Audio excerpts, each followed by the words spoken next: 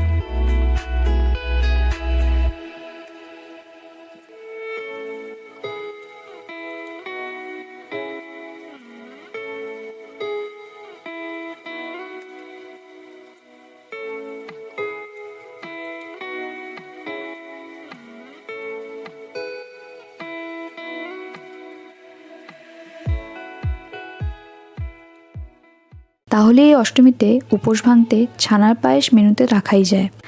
আর তার সঙ্গে যদি থাকে রাধাবল্লভী আর আলুর দম, তাহলে তার কথাই নেই। কেমন লাগলো আজকের ভিডিওটি? আমাদের কমেন্ট করে জানাতে ভুলবেন না। ভিডিওটি ভালো লাগলে লাইক, শেয়ার এবং সাবস্ক্রাইব করুন। সুস্থ থাকবেন। পুজো সবার ভালো কাটুক, আনন্দে কাটুক।